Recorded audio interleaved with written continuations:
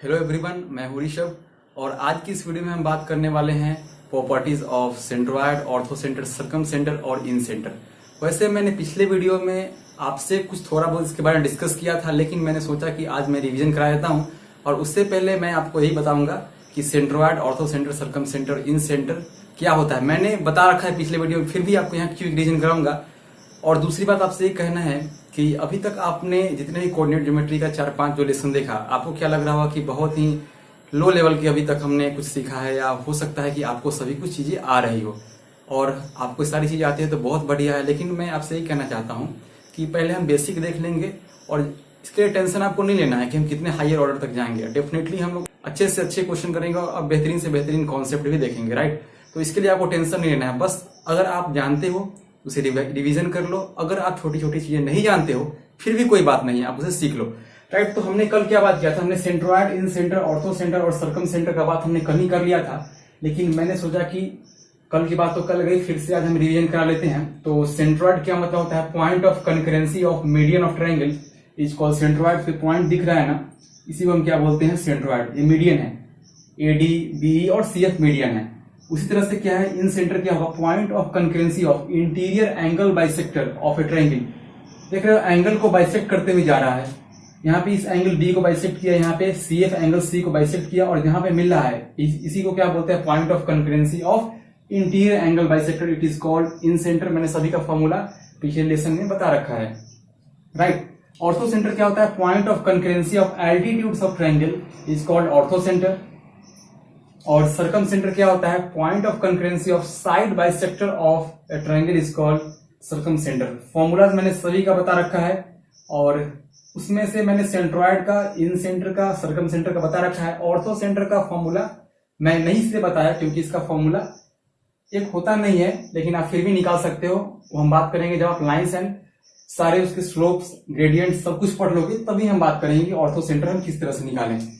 तो प्रॉपर्टीज के बारे में हमने कल बात किया था। पहला प्रॉपर्टीज क्या होता है उसे रिवीजन कर लो फिर से।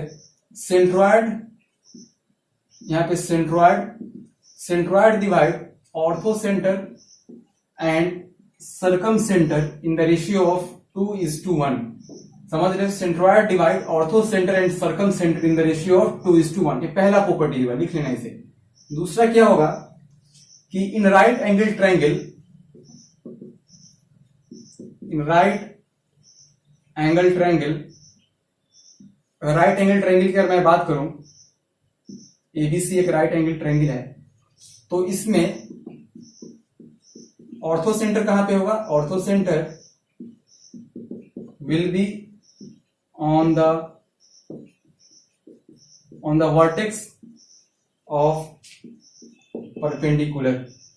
ठीक है, परपेंडिकुलर कहां पे, इसी के वर्टेक्स में, यानी कि यहाँ पे पॉइंट बी जो होगा वो पॉइंट बी क्या बताएगा, ऑर्थो सेंटर होगा, राइट। ये राइट एंगल ट्रायंगल की मैं बात कर रहा हूं।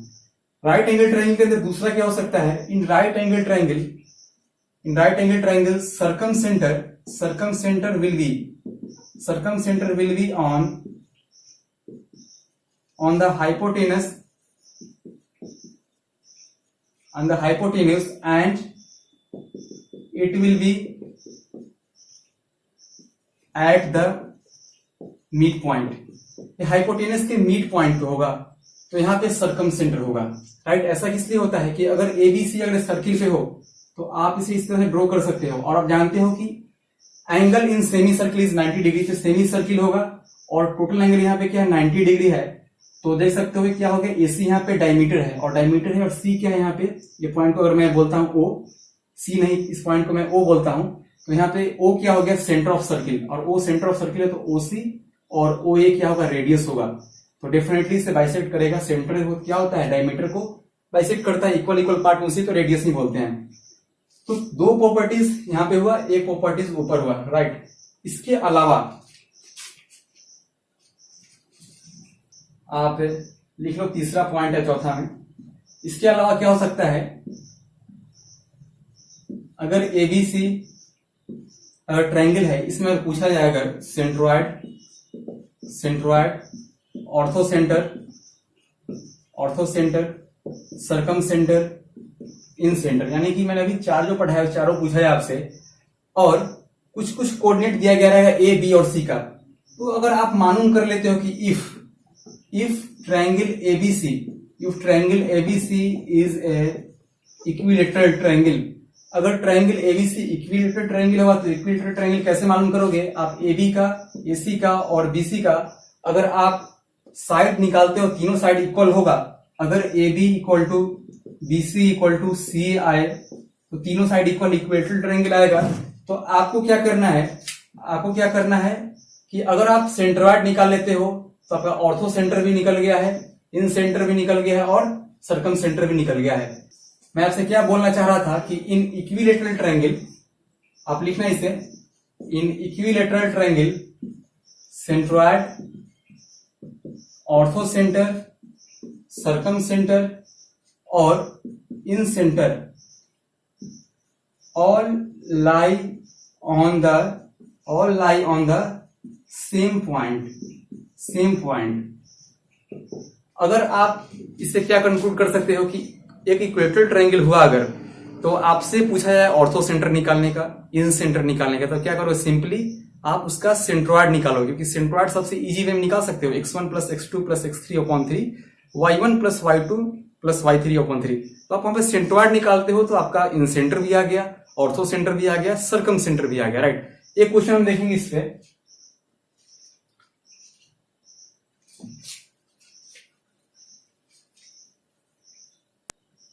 तो क्वेश्चन है, अगर हमें ऐसा ट्रायंगल दिया गया उसमें ए कोऑर्डिनेट है 0,3√3, बी कोऑर्डिनेट है 3,0 और सी कोऑर्डिनेट है -3,0।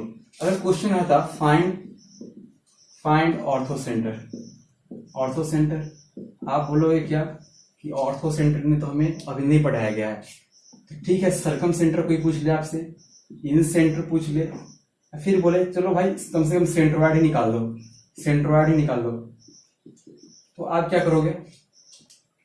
आपको पहले चेक करना था इस क्वेश्चन में कि ए बी का लेंथ कितना है। तो ए बी का लेंथ आप निकालो, क्या हो जाएगा, यहां से वो कैलकुलेट करना है। तो रूट अंडर डिस्टेंस फॉर्मूला मैंने बता रखा है, 3 - 0 का होल स्क्वायर दैट इज 9, और 3√3 - 0 का होल स्क्वायर क्या है 9, और यहाँ पे तो इसका स्क्वायर करोगे क्या हो जाएगा 9 × 3 27, फाइनली क्या हो जाएगा 36, यहाँ 6 निकल गया है। BC इक्वल टू क्या हो जाएगा, BC इक्वल टू हो जाएगा यहाँ से देखो आप 3 + 3 6, 6 स्क्वायर 36, और फाइनली 36 + 0, और यहाँ से ही 6 आया। AC इक्वल टू क्या आया, AC इक्वल टू आएगा इसमें 0 - 3, बिल्कुल उसी तरह से जहां पे AB इक्वल टू AC ही आएगा, आप देख सकते हो दैट इज 9, और यहाँ पे 3√3 - 0 क्या हो जाएगा 27, यहाँ से ही 6 आया। तो AB equal to BC equal to CA, यानी कि तीनों का साइड क्या आ गया 6, यहाँ से भी 6 और यहाँ से भी 6। तो आप क्या कर सकते हो कि ट्रायंगल ABC जो है, ट्रायंगल ABC क्या है, इक्विलेटरल ट्रायंगल है। अब इसमें ऑर्थो सेंटर पूछे, सर्कम सेंटर पूछे, इन सेंटर पूछे, सेंट्रॉइड पूछे, ठीक है। अब इसमें क्या करो, अगर सेंट्रॉइड निकाल देते हो तो आपका आंसर आ जाएगा। अब किस तरह से आप निकालोगे, यहाँ पे सेंट्रॉइड पूछे, ऑर्थो सेंटर या सर्कम सेंटर। यहाँ पे सेंट्रॉइड क्या हो जाएगा, सेंट्रॉइड हो जाएगा x1 + x2 + x3 upon 3। Formula आपको लिखते चलना है बार बार ताकि रिवीजन होता है। x1 + x2 + x3 अपॉन 3, और ऑर्डिनेट क्या हो जाएगा y1 + y2 + y3 upon 3। Add कर दो 0 + 3 -3 अपॉन 3, यहां से ऐड हो जाएगा तो क्या होगा √3 × 3 +0 + 0 और नीचे 3 होगा। फाइनली क्या हो जाएगा, यहां से आया 0, यहां से आया √3। तो फाइनली हमारा सेंट्रॉइड क्या आ गया, देखो यहाँ पे 0, √3। अब सेंट्रॉइड निकाला है, ऑर्थो सेंटर पूछे, सर्कम सेंटर पूछे, इन सेंटर पूछे, हर का वैल्यू क्या हो जाएगा, सभी का वैल्यू क्या हो जाएगा 0, √3, राइट। तो यही इसका आंसर हो जाएगा। यही था properties of centroid, in centre, ortho centre and circum centre. आपने देख लिया सेंट्रॉइड क्या होता है, इन सेंटर क्या होता है, ऑर्थो सेंटर क्या होता है और सर्कम सेंटर क्या होता है। प्रॉपर्टीज को याद रखना, खासकर 2:1 वाले को। और ये जो मैंने बताया कि कहाँ पे 90 डिग्री रहे, राइट एंगल ट्रायंगल है, तो कहाँ पे ऑर्थो सेंटर होगा, कहाँ पे सर्कम सेंटर।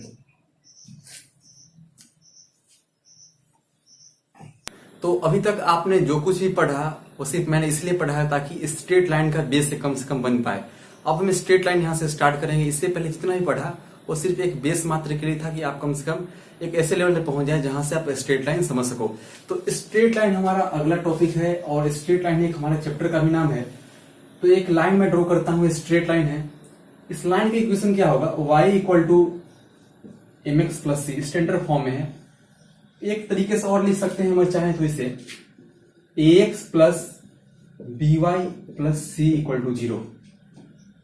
लाइन की इक्वेशन लिखने का दो तरीका है, y equal to mx plus C और x plus by plus C equal to 0। अभी यहाँ कंफ्यूज नहीं होना है क्या लिखना।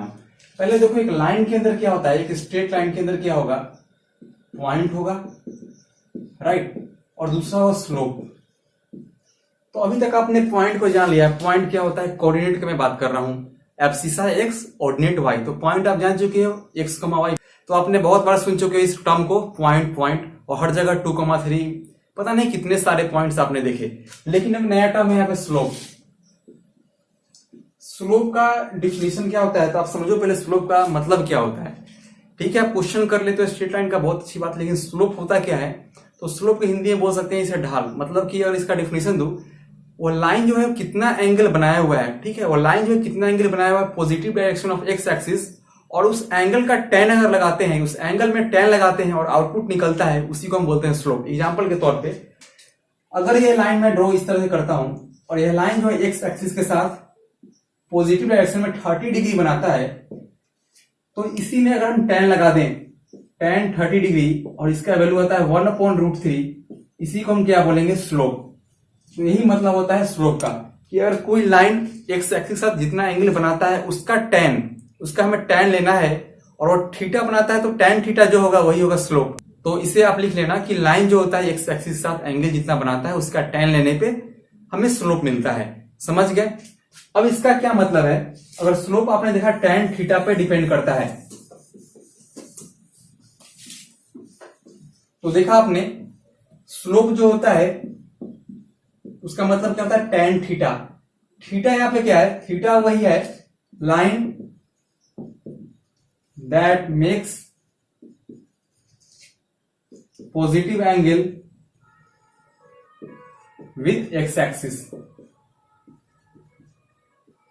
लाइन जो है पॉजिटिव एंगल बना रहा है एक्स एक्सिस के साथ, उसे हम क्या बोलते हैं, स्लोप, और उसका tan लेने पे हमें स्लोप मिल रहा है, राइट।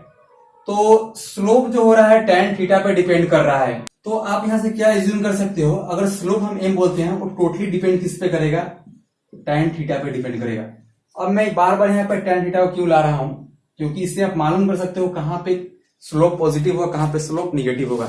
हम इसे आगे बात करेंगे, लेकिन आपने समझ गया ना स्लोप क्या होता है। जितना एंगल थीटा होगा जो एक्स एक्सिस के साथ बन रहा होगा, उसी में tan लगा देते हैं तो हमारा स्लोप निकलेगा, उसे हम m से रिप्रेजेंट करते हैं। तो पॉइंट समझ गया, स्लोप समझ गया। अब इस पे हम क्वेश्चन कुछ कर सकते हैं। हाउ टू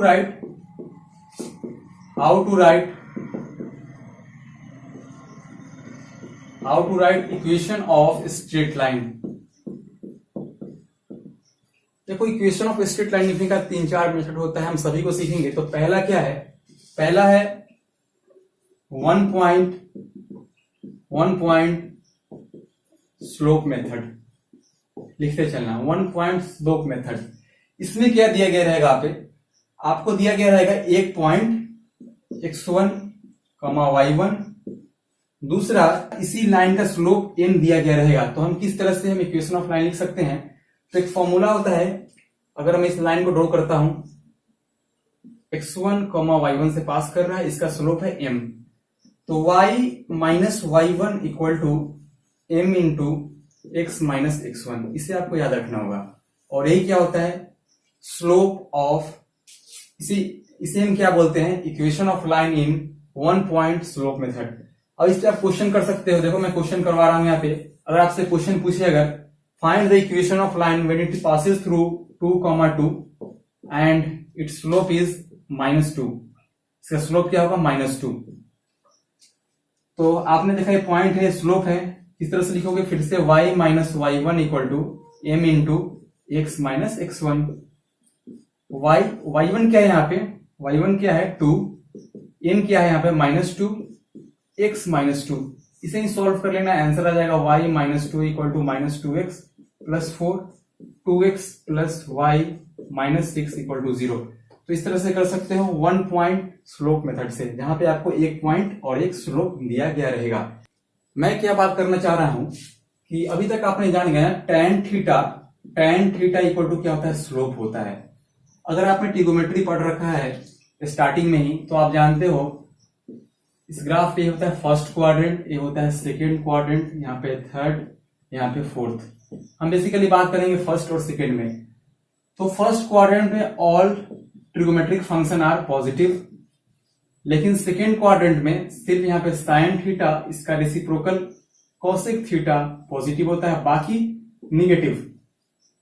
तो इसमें बाकी जो मैं बोल रहा हूं उसमें तो tan थीटा भी आएगा। तो सेकेंड क्वाड्रेंट में tan थीटा क्या होता है, tan थीटा होता है नेगेटिव। तो इससे आप समझ सकते हो कि अगर वो लाइन का अगर वो इस लाइन का स्लोप m इक्वल टू, मैंने पिछले क्वेश्चन में -2 रखा था, तो वो लाइन किस तरह से पास करेगा। ये ग्राफ है, देखो वो लाइन या तो इस तरह से जा सकता है, इस तरह से जा सकता है, किसी तरह से जा सकता है ना। तो जो भी लाइन अगर राइट वर्ड डायरेक्शन में झुका हो उसका स्लोप हमेशा आएगा पॉजिटिव, और लेफ्ट वर्ड डायरेक्शन में झुका हो इस तरह से रहे, इसका स्लोप क्या आएगा, नेगेटिव। आप इस तरह से एज्यूम कर सकते हो। तो पिछले क्वेश्चन में हमारा क्या इक्वेशन आया था, 2x plus y -6 equal to 0, इस तरह से था। तो देखो यहाँ पे क्या है, इसका हम अगर एक रफ डायग्राम बनाए तो हम कह सकते हैं कि वो लाइन जो होगा कुछ इस तरह से पास करेगा, इसका स्लोप निगेटिव ही होगा। अब आप एज्यूम कर सकते हो कहाँ पास करेगा, ये पॉइंट क्या है, ये पॉइंट कहाँ है, निकाल सकते हो, मैं आगे बात करूंगा। लेकिन आप समझ गए ना कि ग्राफ पे अगर वह स्लोप पॉजिटिव है तो लेफ्ट वार्ड वो इंक्लाइंड होगा, स्लोप निगेटिव है तो राइट वार्ड इंक्लाइंड होगा। तो हमने अभी तक एक मेथड पढ़ा है, क्या होता है, स्लोप पॉइंट फॉर्म। तो आज के वीडियो हमने क्या देखा, 1 पॉइंट स्लोप फॉर्म। अगले वीडियो में जितने भी फॉर्म्स बाकी है, जैसे कि 2 पॉइंट फॉर्म से, इंटरसेप्ट फॉर्म से, हम इक्वेशन ऑफ लाइन लिखने की कोशिश करेंगे। और डेफिनेटली आपको ये सेशन कैसा लगा आप जरूर बताना। कोई अगर आपके डाउट है, क्वेरी है, तो हमसे आप पूछ सकते हो। तो आज के वीडियो में इतना ही। Thanks for watching, God bless you all.